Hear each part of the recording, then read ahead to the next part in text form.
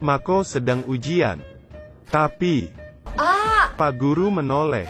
Kenapa Mako mendesah? 消しゴム落としちゃったんです。 Pak Guru dengan senang hati mengambilnya di lantai. Melihat rencananya berhasil, Mako memberi isyarat kepada Doni. Doni langsung merobek bajunya dan meraung dalam keheningan. Ia naik ke meja untuk memamerkan ototnya yang kekar. Apa ini pentas binaraga? Tentu tidak, Ferguson. Di atas otot yang kekar itu ada contekan. Siswa bergegas mencatat jawaban. Takut ketahuan Pak Guru. Terus, Pak Guru kenapa lama sekali? Ia sedang mencari penghapus di lantai. Perhatikan, si jago nyontek. Mako adalah kembang sekolah. Ia melepas kacamatanya. Apa contekannya di kacamata? No, ia mencopot sebelah antingnya. Setelah melihat sekeliling, antingnya berubah menjadi kaca pembesar. Mako melihat contekan di kukunya. Contekan yang tak nampak, kini terlihat jelas. Mantap bos, apa dulu di kelasmu ada yang jago nyontek seperti Mako? Ini baru saja permulaan. Coba perhatikan, mata dua anak ini juling. Mereka memperhatikan baju si culun. Ternyata, baju si culun merupakan ilusi optik. Setelah mata dijulingkan baru kelihatan polanya. Benar-benar cerdik bukan? Coba kamu lihat elong di sebelahnya. Tak hanya memiliki contekan di baju. Ternyata, ia juga menyembunyikan contekan di matanya. Isinya rumus-rumus kecil. Selanjutnya, cara menyontek yang luar biasa. Sampai aku pun kaget, pensil itu bisa dibuka. Ada juga contekan di jari. Bahkan contekan teknologi tinggi di jam tangan. Semuanya nyontek. Rambutnya keriting. Rambutnya ini berisi contekan. Hanya dengan menariknya, dia bisa melihat contekan dengan mudah. Main api pasti kena api. Apakah aksi mereka tidak diketahui guru? Tentu saja, Pak Guru mengamati dengan teliti. Tapi, tidak menemukan apapun. Apa matanya rabun? Sebenarnya, setiap gerak-gerik mereka diawasi oleh 8 kepala sekolah melalui teleskop. Dengan marah, kepala guru masuk ke kelas. Tapi, Mako sedang mengamati kukunya. Ia tak sadar ada bahaya mendekat. Pak Guru berjalan ke arahnya. Lalu, kepala guru menjambak si keriting. Teman-temannya terkejut. Pria ini juga ketakutan. Sampai-sampai menelan penghapusnya. Sungguh apes si keriting. Ia difoto bak narapidana. Lalu dikeluarkan dari sekolah. Kepala guru berkata, kalau kamu komen 9.999 kali, maka akan diampuni. Si keriting berteriak, tekan like, bagikan. Aku belum pernah melihat cara menyontek macam ini. Seluruh tubuh Awei digips. Ia digotong masuk ke ruang ujian. Kamu pasti mengira Awei gila belajar. Tapi, tiba-tiba, dari dadanya keluar kamera pengawas yang bisa memindai kertas ujian. Di baliknya, ada kutu buku yang menerima foto dan menjawab dari jauh. Murid di ruang ujian langsung memakai earphone. Kutu buku membacakan jawaban. Perilaku siswa aneh, semuanya menutup telinga kiri.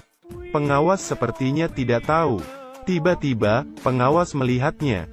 Tapi, ia ragu dan berjalan pergi. Penglihatannya buruk sekali, ya? Tapi, cara menyontek mereka bukan ini saja. Di ujian kedua, saat pengawas lengah, Awei menekan remote, dan jawaban terpampang jelas di layar. Para siswa langsung menyalin jawaban bak kesetanan. Tiba-tiba, pengawas menoleh. Hal ini dilihat oleh Gatot Kaca. Ia segera memanggil Awei. Tapi, Awei masih asik menyalin jawaban. Ia tidak dengar. Di saat terakhir, siswa bekerja sama. Hais. Untung saja, di ujian ketiga, Mako melempar pesawat kertas saat pengawas lengah.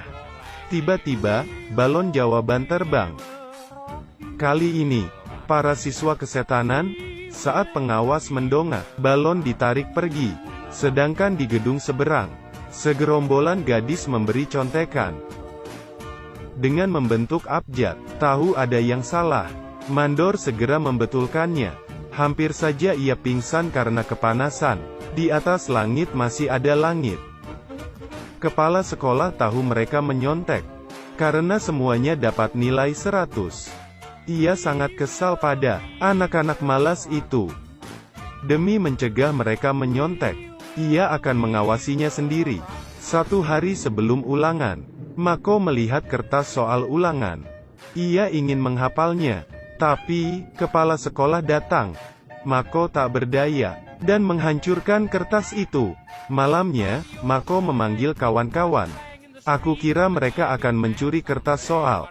Ternyata, mereka pergi ke TPU untuk mencari kertas soal yang hancur. Mereka memeriksa dengan teliti, seperti mencari jarum di laut. Para siswa ini kurang kerjaan. Akhirnya, ada kemajuan.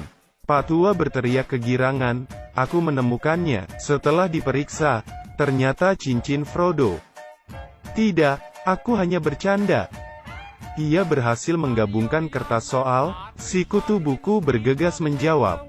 Mereka menghafal semalaman, tanpa tahu mereka masuk jebakan. Esok harinya, siswa bengong setelah kertas soal dibagi. Kertas soalnya kosong bolong. Aneh, di mana soalnya? Kepala sekolah tiba-tiba membuka layar. Soal ujian itu benar-benar baru. Ternyata, jahe tua memang lebih pedas. Siswa terkejut. Usaha mereka semalaman sia-sia. Parahnya lagi, kepala sekolah mengutus 8 pengawas. Sampai tidak ada kesempatan menyontek. Siapapun selamatkan mereka. Tinggal setengah jam lagi. Kertas ujian mereka kosong, seperti otak mereka.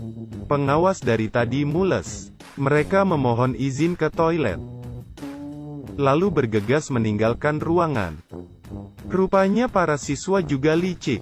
Mereka menyuap Pak Tua untuk menaruh pencahar di makanan pengawas. Kini sisa kepala sekolah saja. Di luar, ada penembak jitu yang membidikkan laser ke kepala sekolah. Ia menekan pelatuk. Laser ditembakkan ke kepala sekolah. Ia tidak merasa ada yang aneh di belakangnya. Siswa saling memandang. Laser tersebut membentuk huruf. Para siswa bersemangat lagi. Tak lama, jawaban soal dipantulkan di dinding. Mereka segera menyalin tanpa henti. Kepala sekolah kebingungan. Kenapa tiba-tiba mereka bisa menjawab? Mustahil mereka menyontek. Hampir semua siswa selesai menjawab. Kepala sekolah tak tahan lagi, dan memeriksa alat tulis mereka. Tapi, tidak ada. Ia mencari di rambut Awei. Juga tidak ada. Kepala sekolah yang sangat marah. Memeriksa kolong meja dan alas sepatu. Tidak ada tanda-tanda contekan. Saat kepala sekolah mendongakkan kepala, ia seperti tahu sesuatu. Saat ia menoleh, di dinding tidak ada apa-apa.